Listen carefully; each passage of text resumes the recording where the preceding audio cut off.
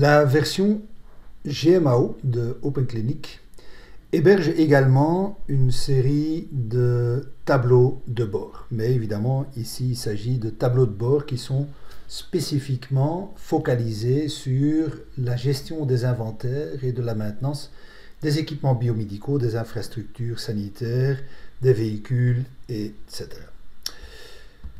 Alors, on va parcourir ces différentes composantes des tableaux de bord et on le fera directement sur un système de GMAO du Burundi. Les tableaux de bord avec un compte utilisateur évidemment qui a un droit d'accès au tableau de bord peuvent être accédés à partir de la page d'accueil de la GMAO. On va les trouver ici à droite, donc sous le titre tableau de bord. Il suffit de cliquer dessus et ensuite on a accès à une fenêtre de sélection qui va nous permettre de sélectionner la structure pour laquelle on veut aller générer un tableau de bord et puis la période pour laquelle on veut générer ce tableau de bord. La structure peut être cherchée ici soit via les jumelles, soit simplement en mettant par exemple HD Kirundo. Voilà, j'ai l'hôpital de district de Kirundo. Si je mets un code ou une dénomination d'une structure, automatiquement, toutes les sous-structures de cette structure sont également prises en compte pour le calcul des tableaux de bord et des indicateurs qui se trouvent dans les tableaux de bord. Ici, je vais prendre une période, disons que je veux prendre la période du 1er janvier jusqu'au 26 mars 2023. Et puis j'analyse les données. Alors, on a en fait en gros dans les tableaux de bord 3 chapitres. Il y a un premier chapitre qui porte sur les infrastructures, un deuxième sur les équipements, donc c'est les deux grandes catégories d'immobilisation qui sont gérées par la GMAO, et puis il y a un nombre d'indicateurs qui portent sur les performances des techniciens de maintenance dans la structure qui est étudiée. Alors, commençons avec les infrastructures. Au niveau des infrastructures, on va d'abord voir ici combien d'infrastructures, et donc infrastructures, c'est des bâtiments, des fosses septiques, des jardins, etc. Donc tout ce qui est identifié comme infrastructure au sein de l'hôpital de district de Kirundo ici. Il y a 35 structures qui sont en bon état sur un total, donc un nombre total d'infrastructures de 57. Cela représente 61,4% des infrastructures qui sont considérées en bon état par les techniciens de maintenance, sur base des critères évidemment qui sont appliqués par la DIS.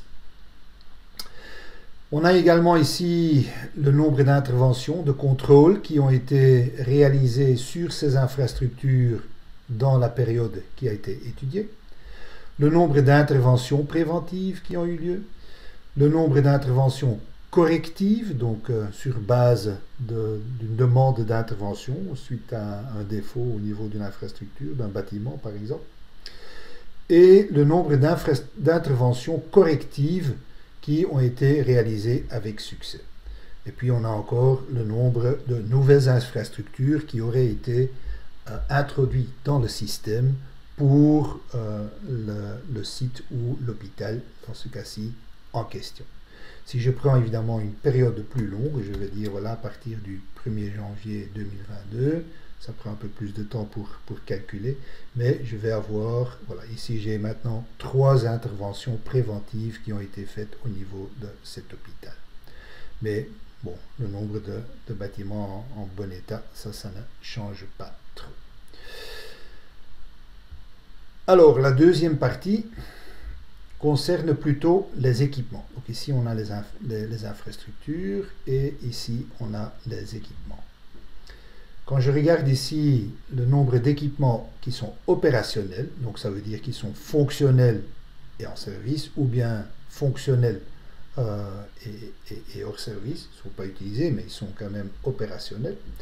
Je vois qu'on a ici 183 équipements sur 223 qui sont opérationnels. Cela représente une fraction de 82,06%.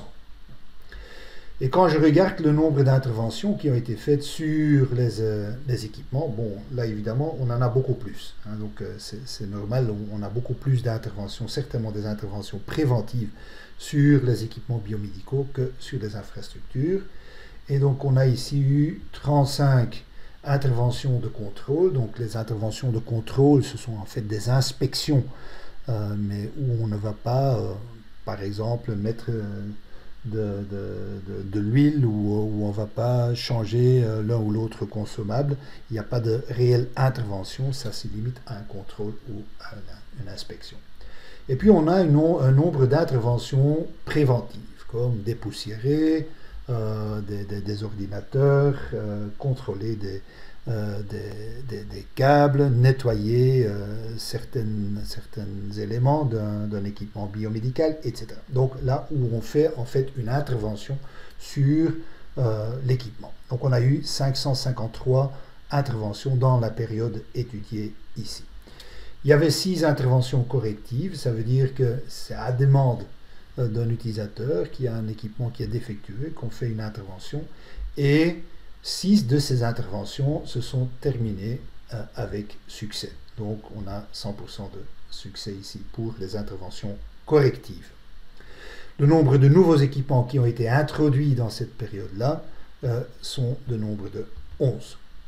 Et ici je vois en fait la répartition des différents équipements selon le niveau d'opérationnalité. Fonctionnel et en service, fonctionnel hors service, non réparable et maintenance requise.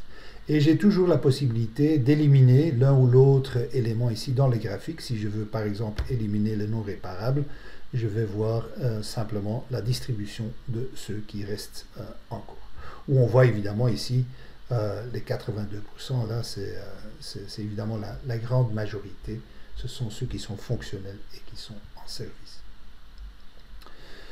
Ici aussi les différents types d'interventions, de maintenance. On voit ici que la grande majorité des interventions sont des interventions préventives, contrairement au passé. Hein, donc quand on voyait ça il y a 5 ans ou certainement 10 ans, on faisait que du correctif. Hein, donc on intervenait seulement quand il y avait quelque chose qui était cassé. Et maintenant, avec ces interventions préventives, on atteint évidemment des fractions d'équipements opérationnels qui sont beaucoup plus élevées que dans le passé. Donc ça porte des fruits. Quand on regarde également des équipements qui ont été mis au rebut, hein, parce qu'on ne veut plus les garder, il y en a 4. Et sur un nombre total d'équipements qui ne sont pas opérationnels, qui sont de 40, ça représente seulement une fraction de 10%. Donc seulement 10% des équipements non opérationnels ont été mis au rebut dans cette période. On voit aussi le nombre d'appels des intervenants ou des prestataires extérieurs pour la maintenance préventive. Il y a eu 0 appels aux intervenants extérieurs. Et pour les maintenances correctives, il y a eu 2 appels. Donc c'est aussi classique. La maintenance préventive devrait en principe être faite par les techniciens de maintenance sur place. Évidemment, pour des corrections, ça dépend de ce qui a été cassé, ce qui doit être remplacé. Parfois, on a besoin d'une assistance de l'extérieur. Et puis, on a également des frais de réparation qui sont cités ici. Donc, on a ici 1 million de francs bout de frais de réparation qui ont été dépensés pour les interventions correctives ici. Les frais des interventions préventives ont été de 0 ici, donc ça veut dire que ce sont des interventions qui ont été faites purement et seulement par le technicien de maintenance. Alors, le dernier chapitre des tableaux de bord de la GMAO se focalise sur les performances des interventions de maintenance.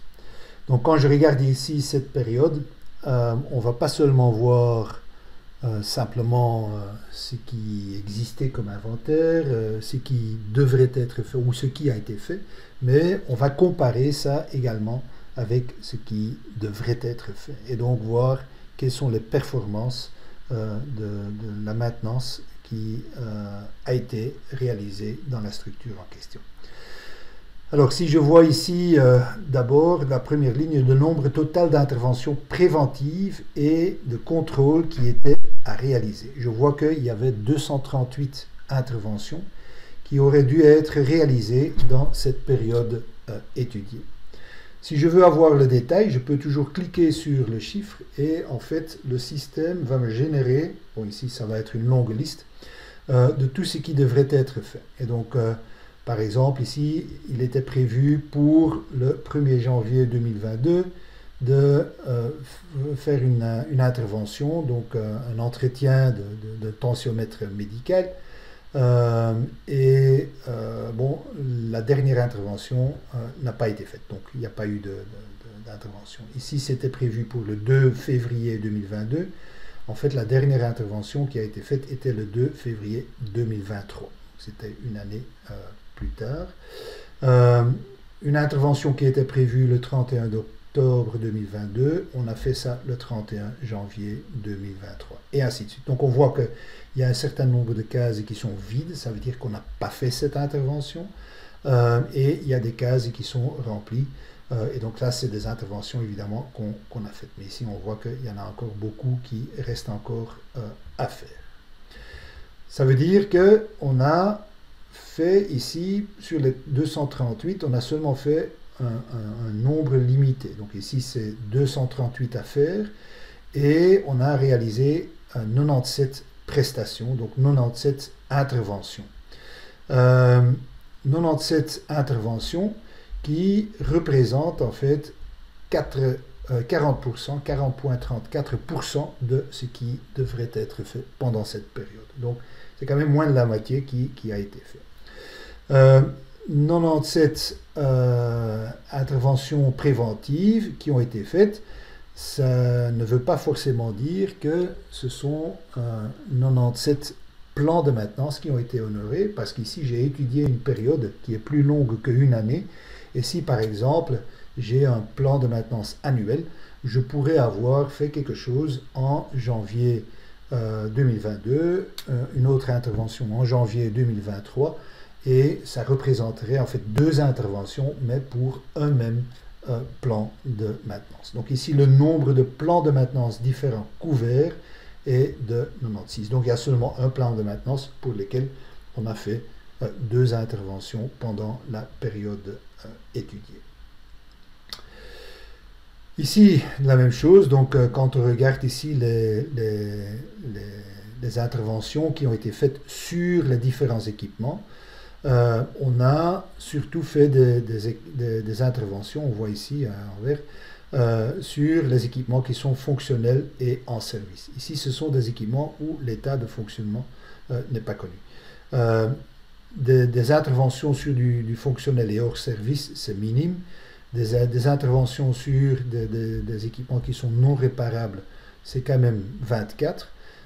Et des réparations qui ont été faites ou de la maintenance est encore requise par après, c'est un petit nombre également.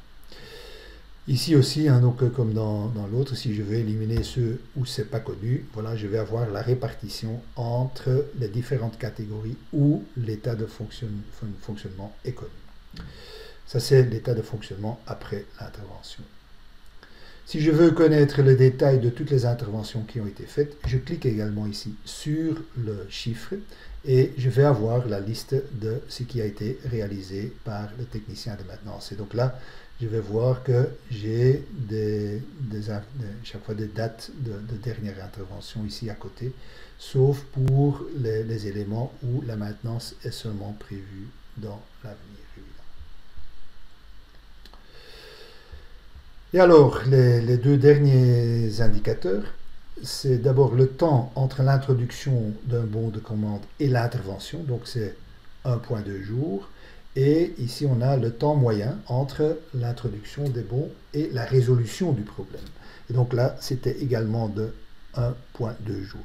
Ça veut dire qu'une fois c'est 1 jour, une fois c'est 3 jours, une fois c'est immédiat, c'est le jour même, ça dépend. Mais donc ici, il y avait évidemment un petit échantillon, 6 interventions correctives et 6 interventions correctives qui ont pu être résolues. Donc c'est pour ça qu'on a les mêmes chiffres. Si je prendrais peut-être quelque chose de plus grand, donc pas seulement l'hôpital, mais je vais prendre ici Kirundo et je vais prendre par exemple le district de Kirundo. Je prends la même période, là je vais avoir d'autres chiffres avec évidemment beaucoup plus d'activités. Je vois, bon, pour l'infrastructure, c'est seulement des nombres plus grands, mais je vois que donc la fraction en bon état est un peu plus faible. Pour les équipements, ça ne change pas trop au niveau de la fraction qui est opérationnelle. Donc on reste quand même autour de 82%, ce qui est impressionnant. On a encore eu une intervention corrective en plus et puis quelques centaines d'interventions préventives en plus qui ont été réalisées évidemment dans les centres de santé au lieu de les réaliser sur l'hôpital. Si je vais plus loin, et donc c'est le dernier exemple que je vais donner, je vais prendre par exemple la province de Kirundo. Donc là, j'aurai également le district de Mukinke, normalement, qui est dedans. Donc je devrais avoir maintenant encore plus de structures qui sont concernées. Je vois aussi maintenant qu'il y a eu beaucoup plus d'interventions. Donc ça, c'est probablement pour le district de Mukinke, où on a fait plus d'interventions sur les infrastructures. Évidemment, d'emblée, on a aussi beaucoup plus d'interventions sur les équipements. Et avec un taux qui reste quand même plutôt raisonnable, mais qui semble être à Mukinke un peu plus faible qu'à Kirundo. Et comme ça, on peut analyser en fait les différentes prestations de maintenance sur les inventaires dans les structures de soins au Burundi à l'aide de Open Clinic GA.